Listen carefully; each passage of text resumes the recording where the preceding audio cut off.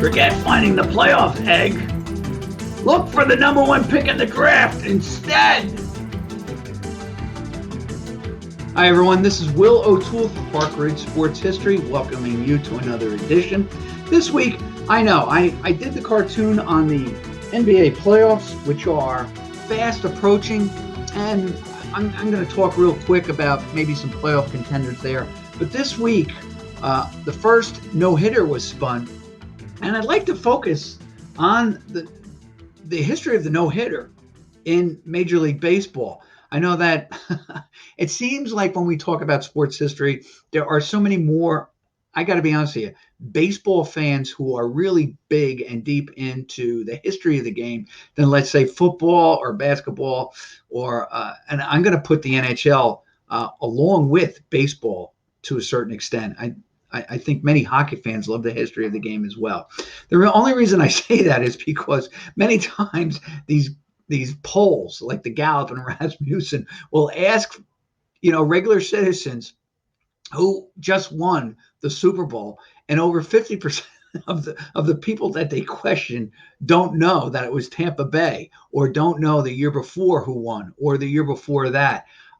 So I think that really baseball really has ingrained in its fans a sense of history and the accomplishments of the players who obviously played the game before our current. So I'd just like to have some fun with the no-hitter and talk about that. But before I do, I'm just going to go over some of the potential NBA playoff spots that might be up for question.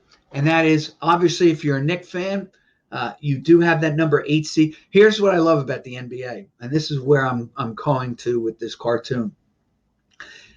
Very beginning of the year, probably right up to the All-Star break, they usually have all 4 divisions, and they have the teams all situated in their own divisions. And then right after the All-Star break, because that's about the midway point in the NBA season, all of the newspapers, and it seems all of the websites and any other media outlets, they just post all the teams together and basically seed them from 1 to 16 or 1 to 15 in each conference and say, all right, this is what the playoff really looks like.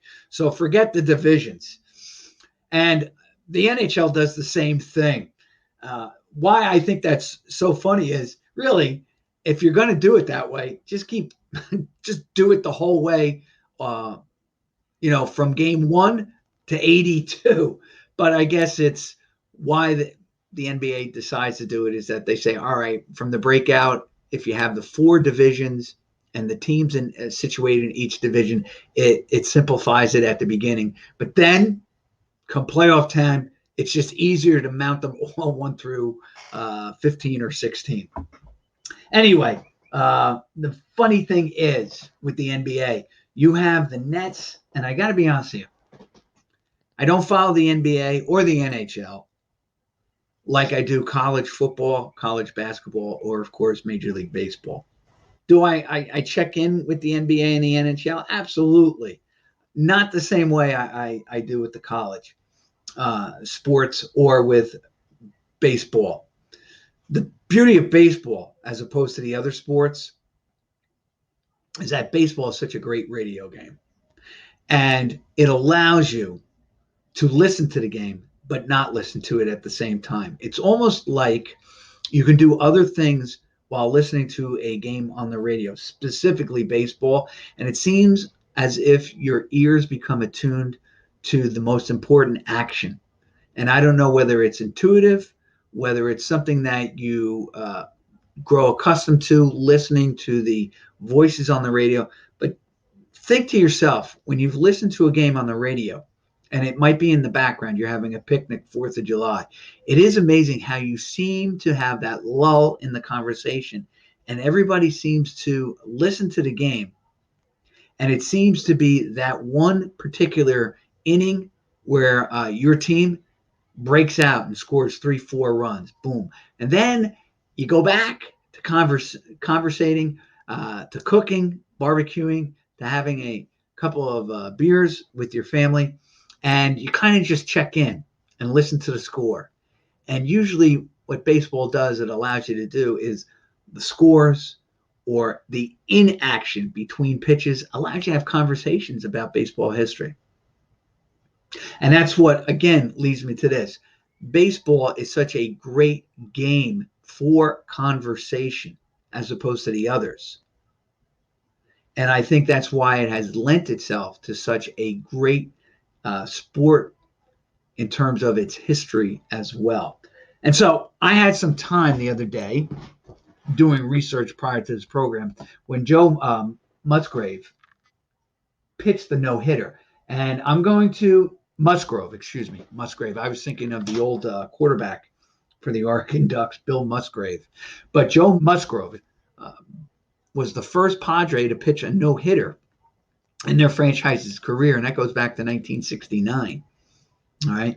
Of course, the Mets, they did it in 2012.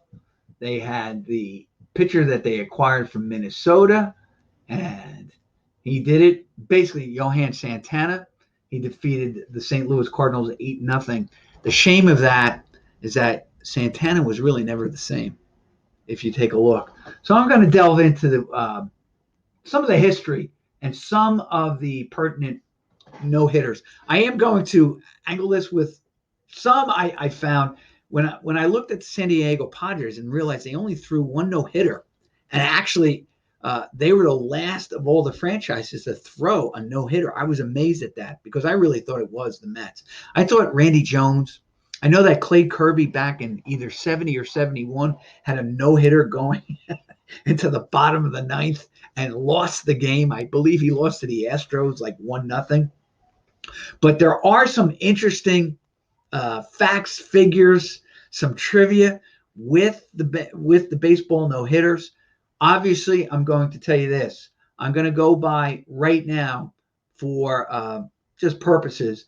Wikipedia has the total for no-hitters at 306.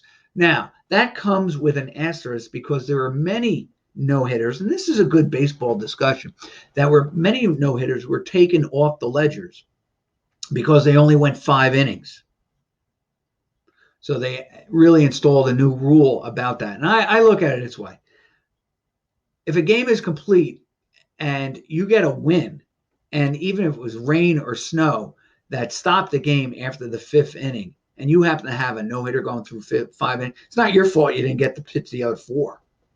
I really think that the pitcher should be awarded the no-hitter. After all, does he get a win? If he pitches 5 innings and the game ends, does he get the win? Does the other pitcher earn the loss? Do the home runs hit in the 1st inning count?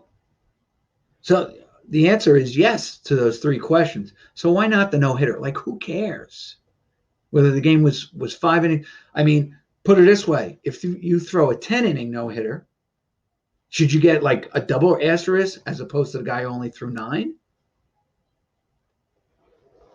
So it is interesting on that matter. I know there are many baseball fans. No, you should go the 9 innings. But then what about Harvey Haddix? He pitched a perfect game through 9 innings and doesn't really get credit. Right? Happened to lose the game in the 12th inning. Imagine that. He threw the 10th and 11th perfect games as well. And he doesn't get, quote unquote, a no-hitter after 9 complete innings.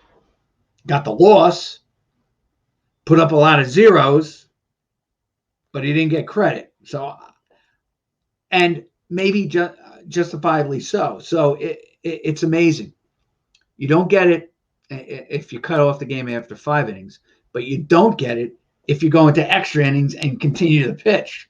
My point is this. Had Haddix stopped throwing after the 11th inning and he walks out of the game with a no decision and would he have been credited with a no-hitter? Would they have done like a certain asterisk? Would they have given him kind of like a certain loophole in the no-hitter rule and discussion of it?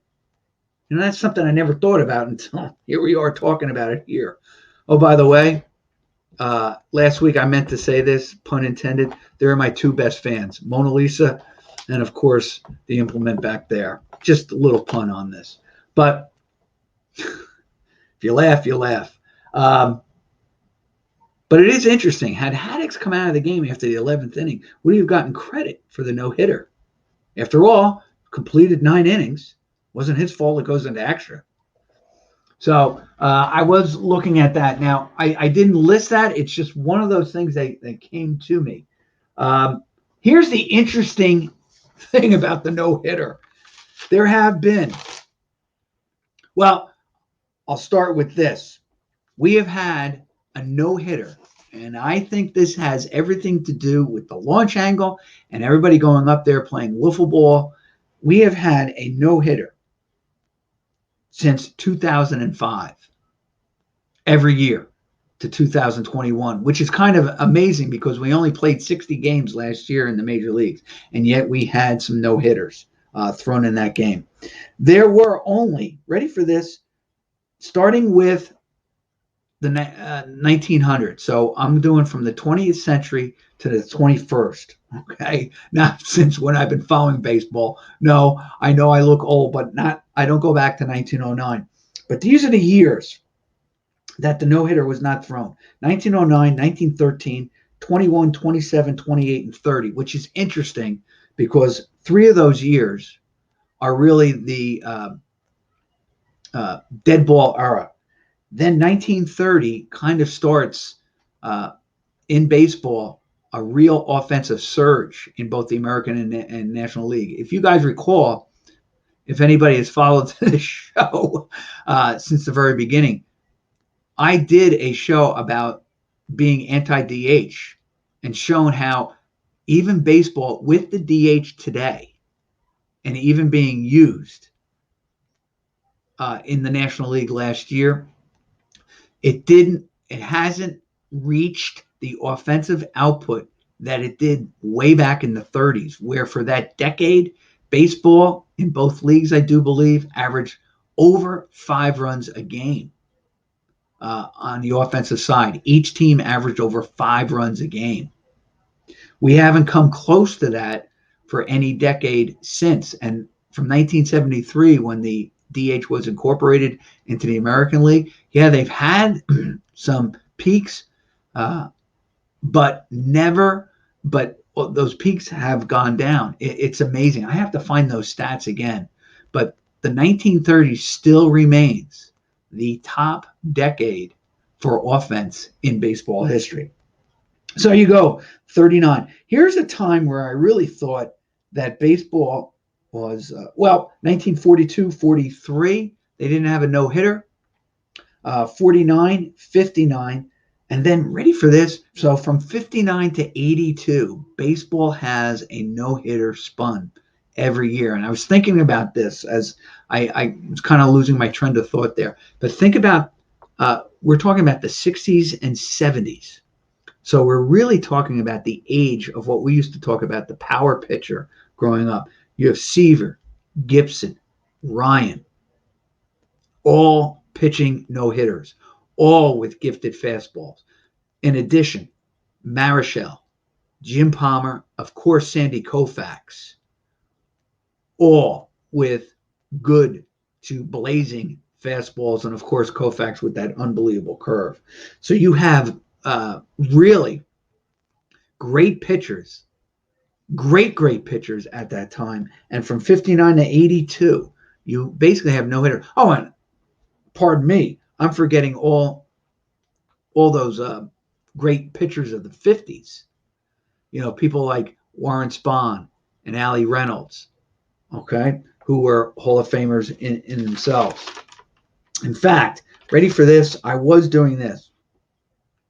From the 50s, Feller, Lemon, Jim Bunning, Spahn, Koufax, Marichal, Catfish Hunter, Gaylord Perry, Jim Palmer, Bob Gibson, Nolan Ryan. And up until, I'm going to say, the 70s, Niekro, Eckersley, Blyleven, and Seaver. Those are all Hall of Fame pitchers who all spun no-hitters and or perfect games. And some of them, like Koufax, and obviously Ryan spun multiple no-hitters. So all of them were known pretty much. I would say, well, I can't say all of them because I really think Blyleven was known more for his off speed. Of course, I'm thinking maybe Perry for another type of pitch. And of course, Phil Niekro spun the knuckleball. Interestingly enough, all those guys are in the Hall of Fame. They all did pitch their no hitters. So these are the other years: 82, 85, 89, and 2000 were the only other years that a no hitter wasn't pitched in either the American League or the National League. And then you start out from 2005 to 2021. Every year there, you had a no hitter. And from obviously 89 to 2000, you had a no hitter spun in the league. It is kind of amazing. I don't know whether it's, I think more mathematicians might do it in terms of probability rather than any other kind of theory. And it's just the probability of things happening. The ones that stick out for me and probably for most baseball fans, 1981, Len Barker pitched a perfect game for the Indians. I do recall that one. I remember Larry King being on the radio, and he devoted his show to Barker's perfect game that night. And of course, Barker does make the All-Star team in 81, and of course, that was the abridged season with the strike shutting down the game for most of the summer, and then baseball starting back up with an all-star game, ironically enough, played in Cleveland, and I do believe Barker started the game. I was looking at this. The team that has gone the longest without pitching a no-hitter is also the team that has also only spun one no-hitter in its franchise, and that is the Toronto Blue Jays. Their last and only no-hitter, and this I found interesting, was 1990. And it was Dave Stieb, who was I got to be honest with you, I never really liked Stieb. I did respect him. He always seemed to be kind of, and it's really unfair because you're watching on TV. And and again, as you mature in age, you realize it's not that way. But Stieb always came across as kind of a crank. And I don't think he really was. If you notice this, Steve was a really good pitcher on some lousy teams, but he does get the Blue Jays. He gets them starting on the roll. I can't recall whether he was on the 92 or 93 World Series teams. I'm hoping that he is, and I will take a look if I get a second as I'm yakking away here. But Steve, here's a picture of him. I believe that's dated. That's 1987, and he threw his against the Cleveland Indians. But he's the first and only one in Blue Jay history. And the reason why I say that is I was really amazed only because I thought that other Blue Jays had thrown no hitters, and I was right, but not with the Blue Jays. If you take a look, that is Roy Halladay in the Philadelphia. There's Dave Stieb. There's Halladay. And another pitcher that they had on that team was Jack Morris, who did pitch for the Blue Jays, but did not throw his no-hitter. He threw it for the Tigers, I do believe. And they do play, obviously, for the Blue Jays. I'm just looking up. Steve does pitch for the 92 Blue Jays, so he does earn a ring some way, some fashion with those Blue Jay teams. If you recall, Steve also pitched in a number of All-Star games. In fact, he started a couple. He was just a really good pitcher. By this, he was 176 and 137, a 3.44 ERA. Got to be honest with you. I think had he won 200 games, and let's say he finished 210 and 165, and he has that World Series ring, you might be looking at maybe a cusp Hall of Famer. 3.44 ERA is nothing to laugh at, especially during the time he is pitching with a DH. He is pitching when baseball kind of explodes with the metrics. They do have a number of seasons during his career where the offense it just explodes to a certain extent. Home runs galore in '87. So you have to really take his career in context. Actually, I'm just going off Wikipedia here. 7-time All-Star. He did lead the American League in ERA in 1985. Pitches a no-hitter September 2nd, 1990. And he does, I guess, make the Toronto Blue Jay level of excellence. I guess that's like the Dallas Cowboy ring of blue, the blue ring, their Hall of Fame. He does make the Canadian Hall of Fame 2005, and justifiably so. I really do believe that there are other pitchers in the Hall of Fame that have thrown no-hitters that have fewer wins than Dave Stieb. So I don't think it's outlandish to say that Stieb could be considered. He needs more wins, obviously. I think he and even then he would probably be a cusp Hall of Fame candidate. If he had the 200 wins, maybe he's along. I don't know. Maybe he's more along the lines of Dennis Eckersley. The problem is Eckersley kind of defined what a relief pitcher was in the late 80s and 90s with the Oakland A's. And he was kind of a signature player on that team. It's nothing against Stieb. It's just the fact that he doesn't have enough on his resume to justify getting a Cooperstown plaque. Still, a very good pitcher. His record indicates he would probably be a 1 or 2 starter on a number of teams if you threw him into the ballpark today. Stieb was incredible that way. And he is a 7-time All-Star. And the 80-81 teams, 85, you got to remember that the Blue Jays finally do win their division. And, of course, he does get to play on the 92 World Series championship Blue Jay team, the first team Major League history to win the World Series outside the United States.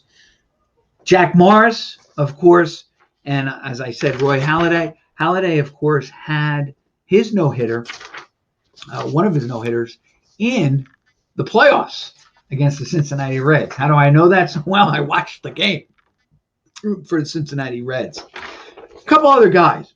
So I'm looking at this, and I said, all right, Toronto only has one, just like San Diego in their career. And, of course, the Mets only have one in their career with Santana. Then I was thinking, okay, how many did the Expos have? I did know this. I do remember Martinez's perfect game, because I was up in Connecticut that weekend that he threw that. I believe he did it on a Friday night. But I do recall the other ones. I just didn't remember them right away. And I didn't realize that this pitcher, Bill Stoneman, right here, that's a 1970 picture, or 71 rather, baseball card. He actually threw not one but two. And in fact, he is probably, I'll have to look this up, and this is getting me, again, with the research.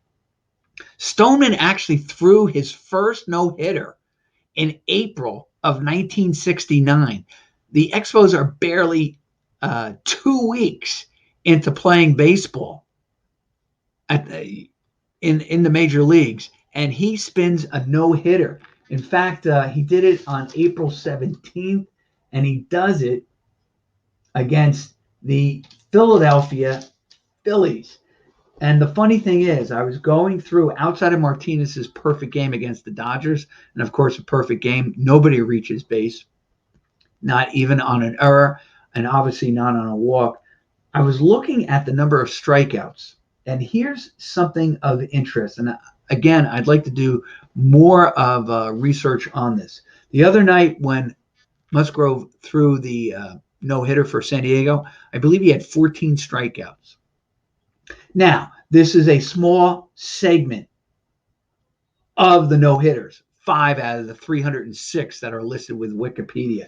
But in those 5 that the Canadian teams threw, none of the pitchers had double digits in strikeouts.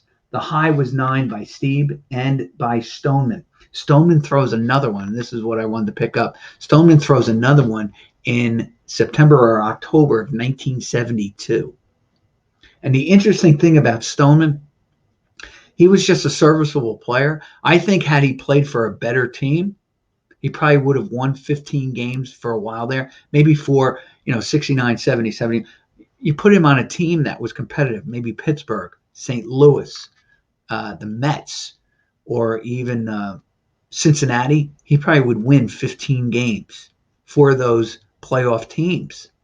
So he was a pretty good pitcher, just stuck with a team that was growing and developing. Still, though, it's kind of remarkable. He has 2 no-hitters in basically 3 years of operation of a team, 69, 70, 4 years of operation.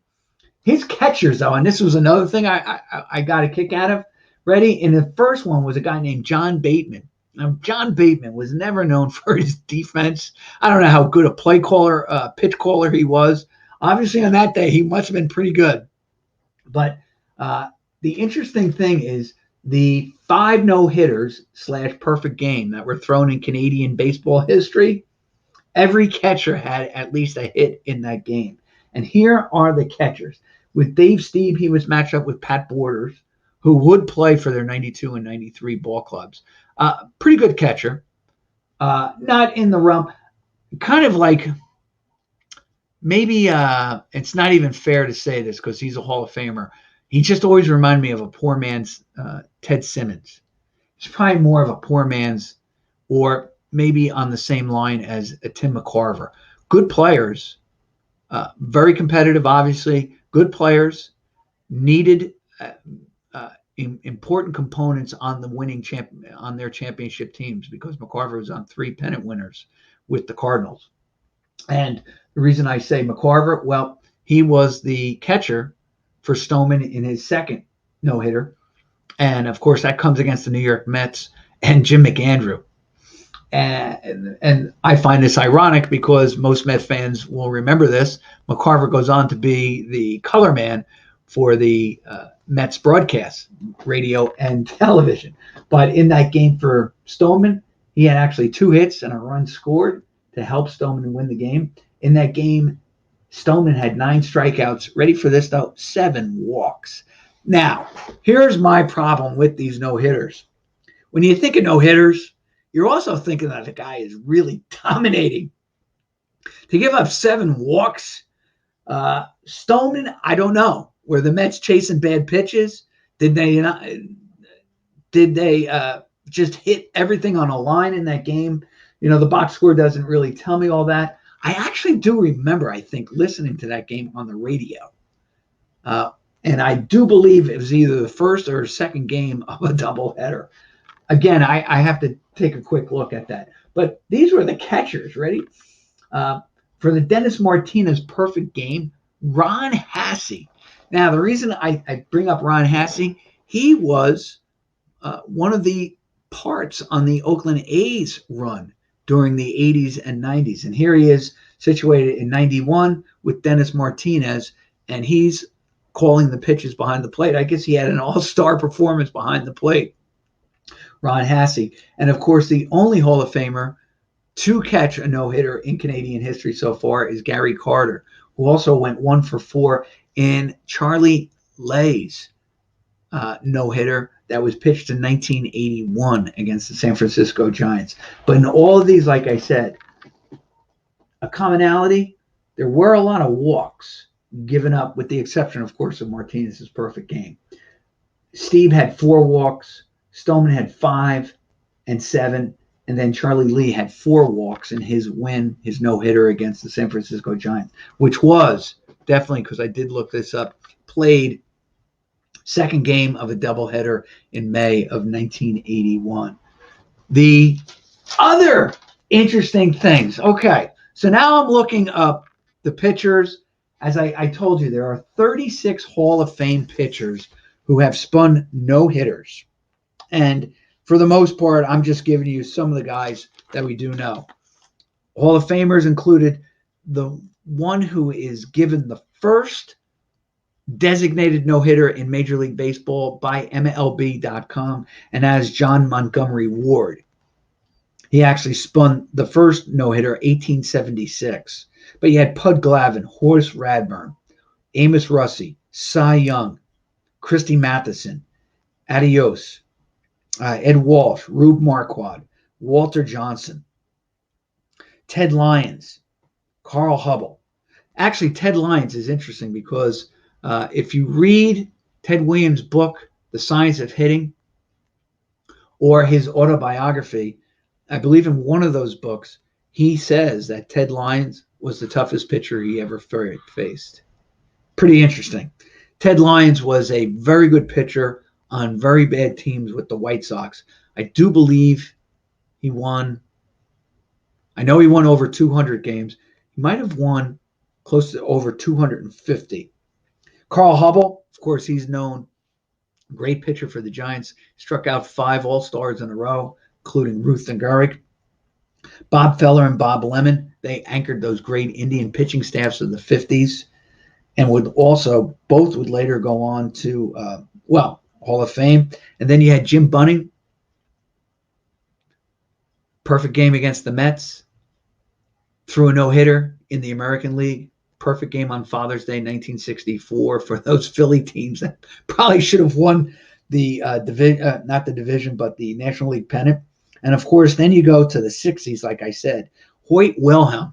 Now, the interesting thing about Wilhelm, he's known mostly as being a relief pitcher, and like Phil Niekro, who were teammates on the 1969-70 teams, and maybe even 71.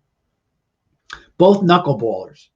And Wilhelm, of course, also has that famous stat. He's the only player in Major League history to hit a home run his first at bat. And that would be the only home run he ever hit in his lifetime or something like that. Warren Spahn, of course, enough said about him. We have really gone on and on about Spahn. Not only won 20 games, not only won them multiple times. Just a fantastic pitcher. Probably overlooked because he's a lefty at the same time or he's kind of ending his career at the same time that a great lefty in LA, a big market, is really maturing. And of course is Sandy Koufax, who threw a number of no-hitters, including a perfect game against the Cubs. Juan Marichal, I was glad. I didn't realize he got one. Catfish Hunter, of course, he spun a perfect game in 68. Now, here's the interesting thing about these no-hitters. In 1968, the year of the pitcher, there was only 2 no-hitters thrown that year, I do believe. And they were spun on back-to-back days in back-to-back ball in the same ballpark by opposing teams. And that was this. Gaylord Perry threw a no-hitter against the St. Louis Cardinals. The very next day, a guy by the name of Ray Washburn threw a no-hitter against the New York Giants. To this day, it remains the only time that's happened in baseball history. And of course, you have the no-hitters of Johnny Vandermeer from Midland Park, who spun not 1 but 2 in a row. Of course, that is a record in baseball history that will never be broken because you got to throw 3 in a row. His catcher that day, on both days, Ernie Lombardi, Hall of Fame catcher for the Cincinnati Reds. And of course, Lombardi was known more for his hitting than his defense. He was, I think that they always attached this adjective to him, lumbering, as in slow. And Lombardi was very slow. Here's a listing, though, of the Hall of Famers that actually caught no-hitters, catchers who caught no-hitters. They included Wilbert Robinson, Roger Bresnahan. I believe Bresnahan might have been the first catcher to be inducted in the Hall of Fame. Ray Schalk, who of course played for those White Sox, the Black Sox. Ernie Lombardi, I mentioned him. Yogi, of course. I mean, baseball history can't be talked about without Yogi. In fact, when they make an encyclopedia of baseball history, they should just have one big book dedicated to Yogi Berra because he's involved in everything. First perfect game, in World Series history. Yogi Berra behind the plate. Most games played, Yogi Berra. Uh, World Series won, Yogi Berra, etc., etc. So Yogi, Johnny Bench. Interestingly enough, I did not know this. I always assumed that when Tom Seaver got his no-hitter finally with the Reds, and the famous Jimmy Qualls hit in the top of the ninth against the Mets. Chicago Cub Jimmy Qualls, 8 1/3 innings, even though Met fans like to call that the first no-hitter in Met history, the first imperfect game thrown in baseball history. Seaver does get his no-hitter in 78, a full year after being traded by the Mets to the Reds. But a guy by the name of Don Werner caught the game. And of course, Seaver spun his no-hitter against the St. Louis Cardinals. Did not know that. I just naturally assumed, and of course we know what happens when you make assumptions, but I always thought it was Johnny Bench. Actually, Johnny Bench caught Jim Maloney. Jim Maloney was a lot like Dave Stieb. He's a guy that came along. Well, I shouldn't say that. Maloney has arm injuries, which probably really curbed what was going to be a very successful career. He had a devastating fastball. He did strike out batters in double digits in many of the games. I think, though, that his arm, he just had a sore arm. But Maloney, man, if he had just stayed healthy for those 70 teams, the Big Red Machine, who knows what would have happened to those the success of the Big Red Machine. But Johnny Bench caught Maloney's no-hitter in 1969. I forget who the team was that he faced, but it was Jim Maloney who threw a no-hitter with Johnny Bench behind the plate. Here's the one, and this is a great trivia question. Name the last no-hitter spun in which the battery were two Hall of Fame players. And you got to go back to 1971. I looked it up. 1971. Ready for this? Bob Gibson defeats the Pittsburgh Pirates 11-0 in August of 71. Actually, I brought this up, I think, in a previous episode. His catcher behind the plate was Ted Simmons. And that, right now, that I've seen, is the last. Now, this could change because there are, right now, maybe present-day catchers that did catch future Hall of Famers. There might be some catchers right now who will make the Hall of Fame. But this is the last time that that a Hall of Fame battery was involved in a no-hit game, and that was Ted Simmons catching Bob Gibson. And Gibson won one of the most lopsided games pitched in a Hall of Fame. Actually, the largest lead, I did look at this, was Jake Arrieta. He had a 16-0 win that also included a no-hitter. That was a no-hitter. And that was done, I do believe, 2014 or 2016. Let me just quickly look that up. I was amazed when I saw this, that Jake Arrieta, yep, he beat the Cincinnati Reds April 21st, 2016. 16-0. That is the most lopsided no-hit game in the history of baseball. And for Jake Arrieta, that was his second no-hitter. And this is a guy who had just come off in 2015. He's coming off his Cy Young Award-winning season with the Cubs. So pretty interesting. And then I was amazed. Roy Campanella actually caught 3 no-hitters. Gary Carter, like I mentioned, he caught 1. Ivan Rodriguez, Pudge, caught 2. And Mike Piazza caught 2 no-hitters. But the guy who tops it all, and I'm sure many Red Sox fans know this, Jason Varitek actually has, right now, the record for catching most no-hitters. He's got 4. And it is kind of amazing because the guys who have caught 3, some of them were known defensive stalwarts behind the plate, like Charles Johnson, who caught 3 in his, I believe he had a 10-year career. How about this?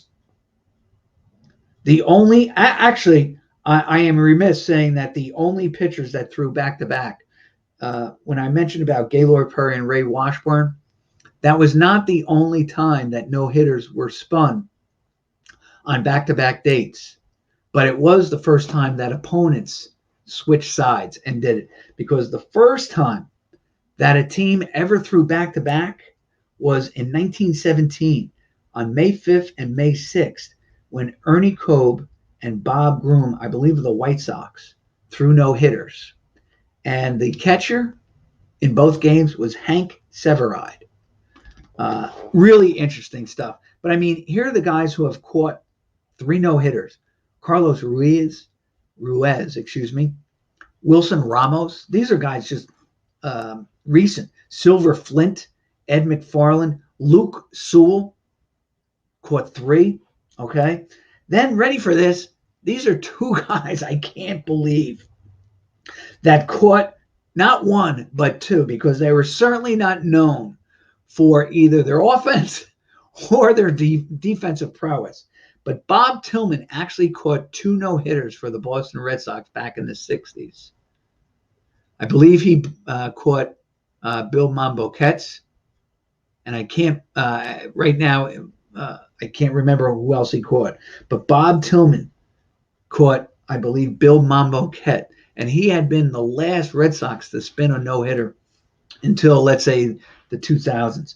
And ready for this guy, he does make the All-Star game in 1968, I do believe. Joe Askew caught not 1, but 2 no-hitters in his brief baseball career. This is Will O'Toole, thanking you for joining me again on Park Ridge Sports History. I'll be back next week with another edition. Have fun, and thank you, Howard.